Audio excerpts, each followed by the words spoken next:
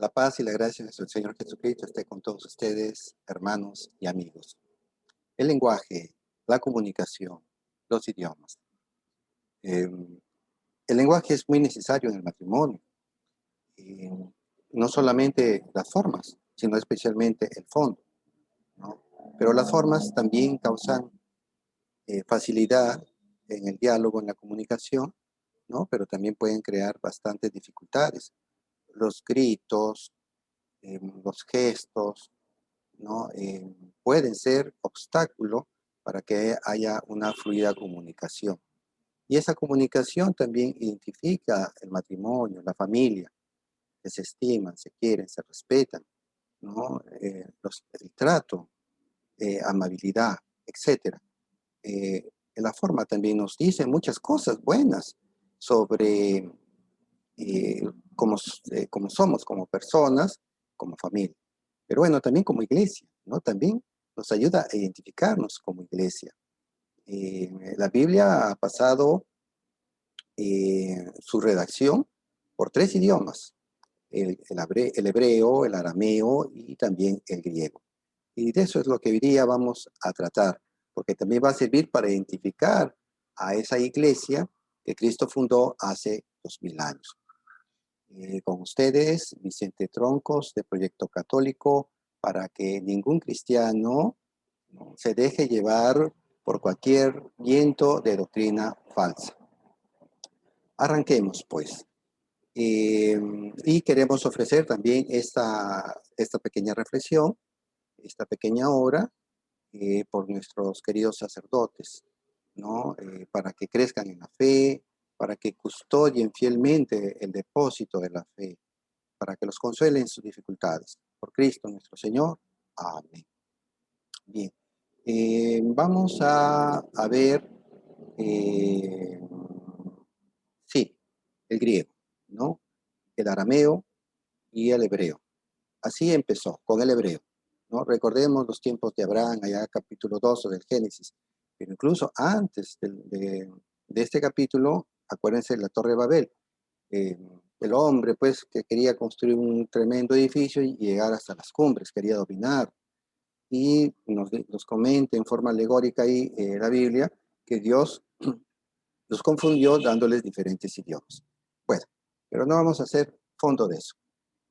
Lo cierto es que ya de tiempo de Abraham y siglos siguientes, cuando empieza a escribirse, recuerden que todo era tradición oral, judía, ¿no? El mensaje de Dios, la palabra de Dios, se daba de forma oral. Eh, y entonces, el primer idioma, la primera lengua con la cual se escribe el Antiguo Testamento es el hebreo. Luego pasó al arameo. Después que se, se instituye el reinado en el pueblo judío, ¿no? Con Saúl, luego pues con David, viene Salomón, y los sucesores de Salomón pues entran en crisis política, se dividen el pueblo en Israel en el norte y Judea en el sur. Y los de Israel se ven influenciados por las lenguas semíticas, en este caso el arameo. Posteriormente pues llegan por todas estas tierras de Medio Oriente los griegos y nos traen su cultura griega con su lenguaje, su idioma griego. Eh, claro, con toda esa cultura, toda esa filosofía. Y empiezan a escribirse también algunos libros en griego. Por el siglo III aproximadamente se escribe esa conocida Biblia que se llama Septuaginta, ¿no? Que contiene pues 46 libros del Antiguo Testamento, que es lo que los apóstoles, que Cristo y los apóstoles utilizaron. Y los eruditos nos dicen que hay más de 300 citas bíblicas en el Nuevo Testamento que recurren a la Biblia Septuaginta, a la Biblia griega. Y el Nuevo Testamento pues se escribe en griego, ¿no? Qué interesante, qué hermoso. Y justamente en nuestra vida cotidiana, en nuestra vida religiosa, hacemos mucho uso del griego, ¿no? Y hoy día vamos a revisar algunas de esas palabritas. Empecemos quizás con la más bella, sí, la más importante de todas, que es Cristo. Cristo es una palabra griega, Cristóbal, Cristina, etcétera, ¿no? Derivan pues de Cristo, que es una palabra griega, que significa ungido, ungido. Esto lo vamos a encontrar en Mateo capítulo 1, versículo 16. Y Jacob encontró a José, marido de María, de la cual nació Jesús, llamado el Cristo, el Cristo. Estamos utilizando la palabra, la Biblia Reina Valera, versión 1960, que es una Biblia eh, evangélica, protestante. La vamos a utilizar, ¿no? Excepcionalmente por algunos hermanos evangélicos que nos siguen. Y un diccionario también griego-español, también de los hermanos evangélicos, para que puedan verificar que es cierto lo que nosotros estamos diciendo, ¿no?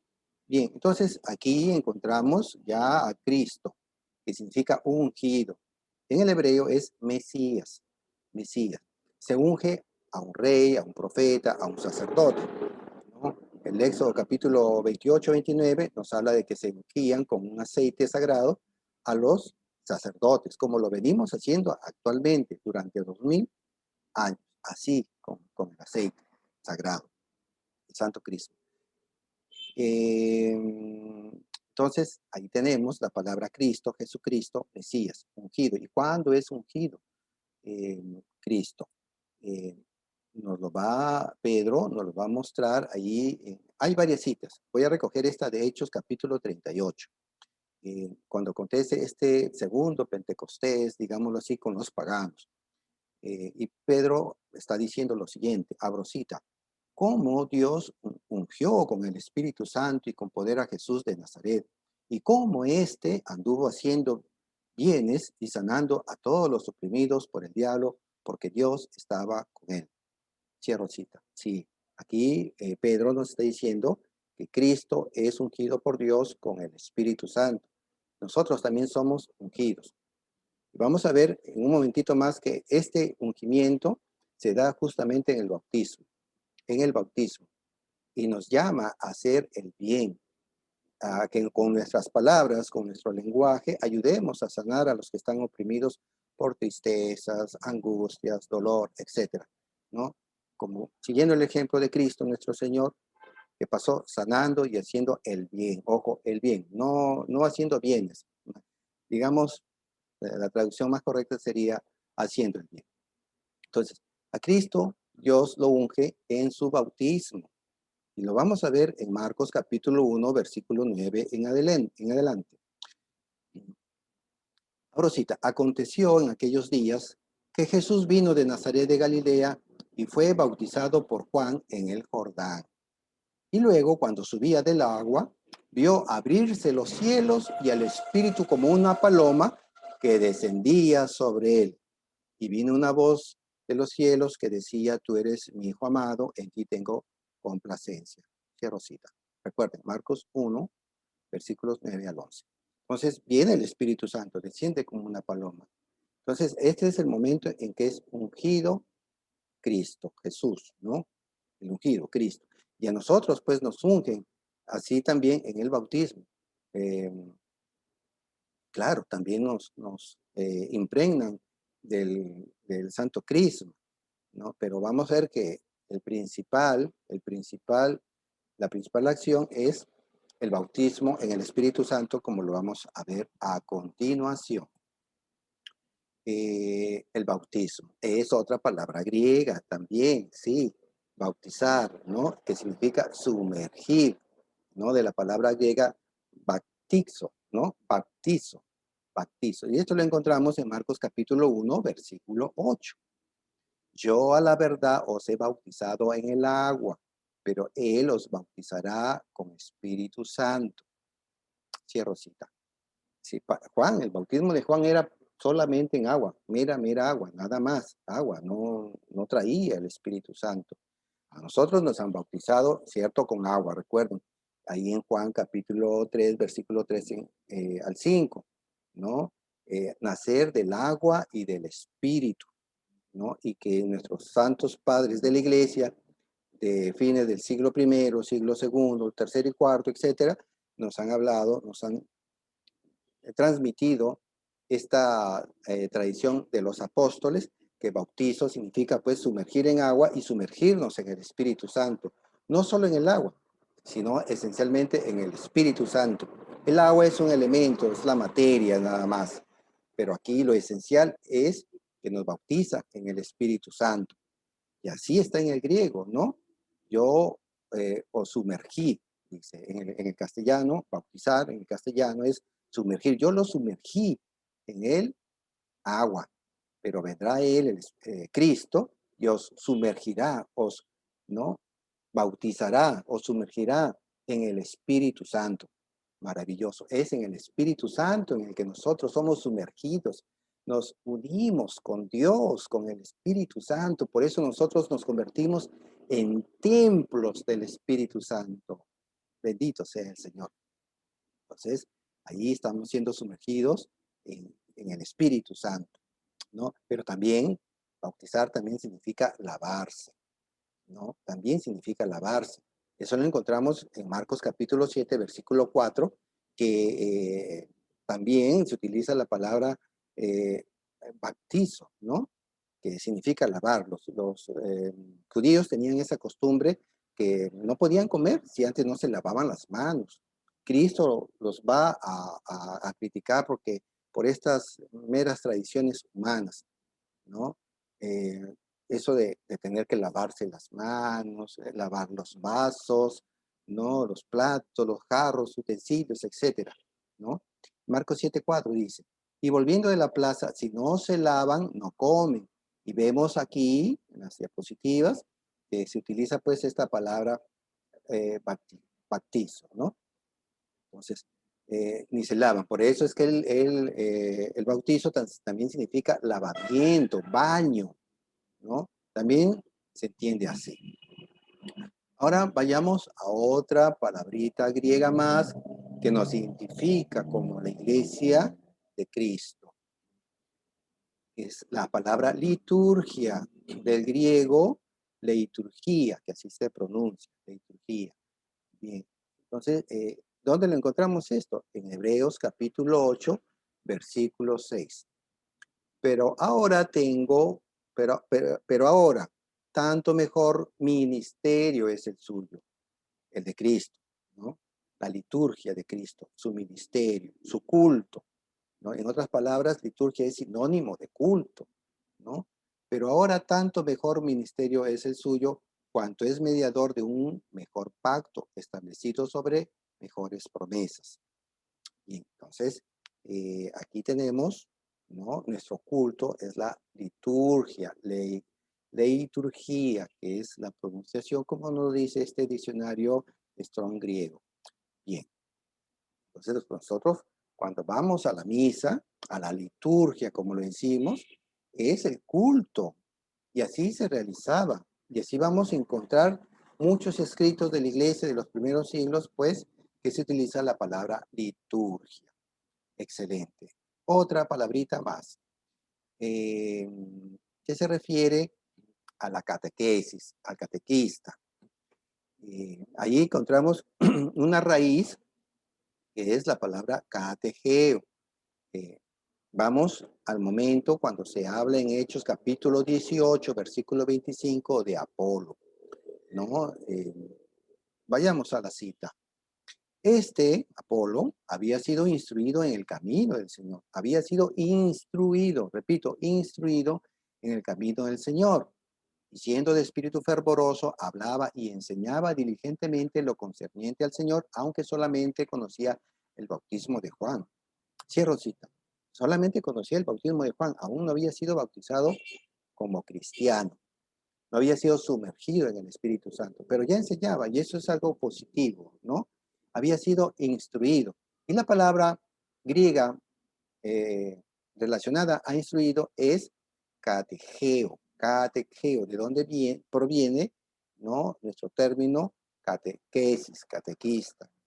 Sí, qué hermoso, ahí lo encontramos, ahí están nuestras raíces católicas, ¿no? En el griego, en las cartas apostólicas, en los hechos de los apóstoles. Esa es la instrucción, ¿no? Ahí están los maestros que la carta a los Efesios, capítulo 4, versículo 11 al 13, se nos va a hablar de los dones de, de los miembros de la iglesia. Entonces, catequista, otra palabra griega más. Vayamos a una más. En este caso, obispos. Ellos, los obispos, son nuestros principales catequistas. La liturgia es el lugar privilegiado de la catequesis, nos lo dice el catecismo, ¿no? Nuestros obispos deben ser catequizadores día a día, ¿no? Nosotros ansiamos que nos catequicen porque eh, a veces solamente nos acordamos de ir a misa cuando se muere alguien, o al año del recordatorio de la defunción de un familiar, pero durante todo el año no recibimos una catequesis de la primera comunión a la confirmación como 5 años, y luego cuando se van a bautizar a sus hijos, una catequesis que uno no se ayuda, ¿no? O sea, el laico tampoco se ayuda, y a veces lamentablemente las homilías en la iglesia son de 3 minutos, de 5 minutos, es penoso. Claro, el domingo puede ser de 15 a 20 minutos, pero qué catequesis, qué catequesis. No queremos comentar ahí, dejémoslo ahí, pero sí, los obispos son los principales catequistas. Pero obispo también es una palabra griega, sí, que viene de la raíz episcopos, que significa pues supervisor o superintendente, ¿no? O sea, el oficial cristiano encargado en general pues de la iglesia. Es lo que nos dice los mismos diccionarios griegos evangélicos, ¿no? O sea, episcopo. Vayamos a la cita en castellano de Hechos capítulo 20, versículo 28. Por tanto, mirad por vosotros y por todo el rebaño, en que el Espíritu Santo os ha puesto por obispos, para apacentar la iglesia del Señor, la cual él ganó por su propia sangre. Cierro cita. Obispos. No se nombraban pastores, ojo, ¿ah? No se instituían pastores, ¿no? Vamos a ver que se constituían obispos y presbíteros. Y los primeros, el primer orden dentro de el sacramento sacerdotal, ¿no? Fue el de diáconos, que también es otra palabra griega. Presbítero es otra palabra griega, que nosotros utilizamos, ¿no? Por eso nosotros nos identificamos con el griego y con esta iglesia apostólica. Obispos. Ellos eran los que apacentaban.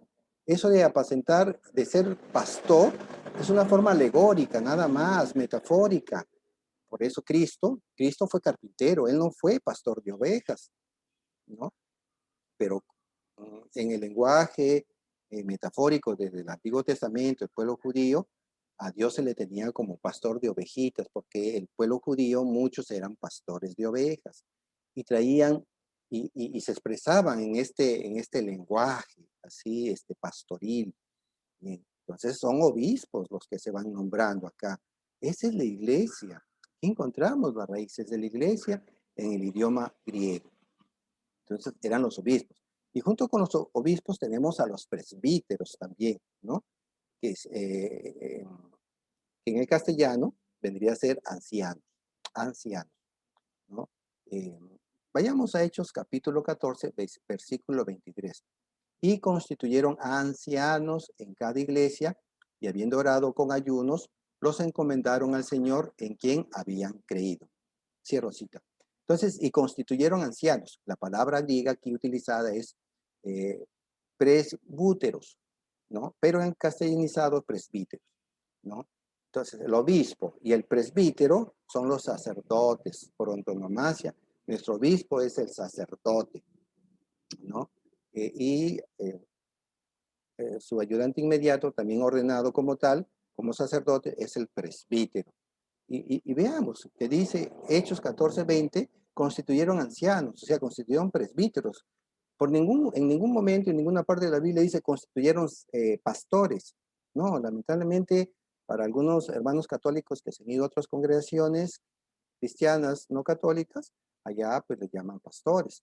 Pero es que eso de ser pastor es una, como dije, una forma eh, metafórica, alegórica, de decir una función que es cuidar, vigilar, cuidar. Bien, bien, vayamos a otra palabrita griega más, que es iglesia, ¿no? En cada iglesia van constituyendo pues presbíteros, obispos, y aquí tenemos la fundación de la iglesia en Mateo capítulo 16, versículo 18. Y yo también te digo que tú eres Pedro, y sobre esta roca edificaré mi iglesia, y las puertas del Hades no prevalecerán contra ella. Cierro cita. Cristo dice, edificaré mi iglesia, y la palabra griega es eclesía, ¿no? Que castellanizada es iglesia, y que significa pues asamblea, reunión, concurrencia de personas, congregación. Cuando uno va, por ejemplo, a las Biblias de los hermanos testigos de Jehová, ellos han hecho sus propias Biblias, no encuentran la palabra iglesia, sino congregación. Y obviamente esto, así lo decimos con mucho respeto, lo hacen pues para no identificarse con la iglesia católica. Ahora, poner las palabras verdaderamente como fueron escritas, algunas en ellas en griego, claro, dan muchas luces de decir, oye, mira, los católicos se identifican con la iglesia apostólica del siglo primero, del siglo segundo, del siglo tercero, ¿no? Asamblea, ¿no?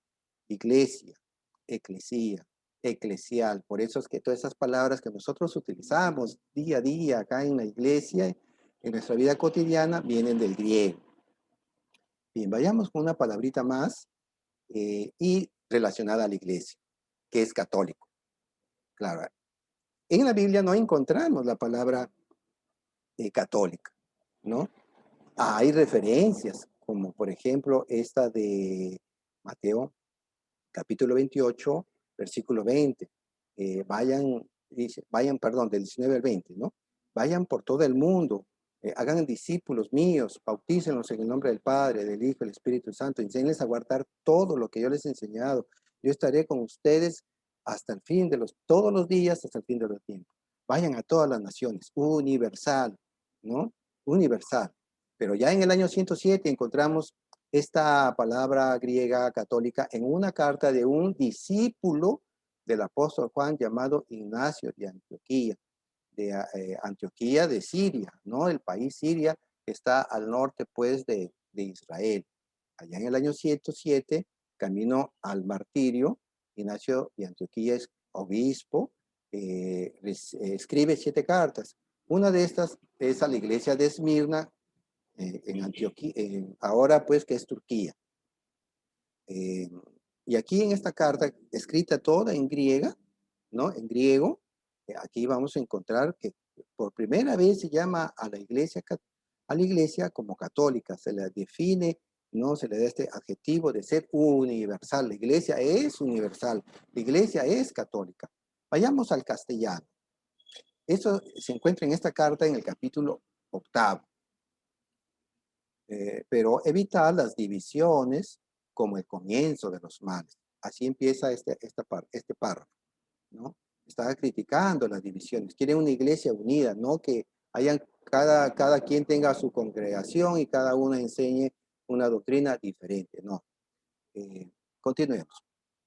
Seguid todos a vuestro obispo, como Jesucristo siguió al Padre, y al presbiterio, como los apóstoles, y respetad a los diáconos, como el mandamiento de Dios.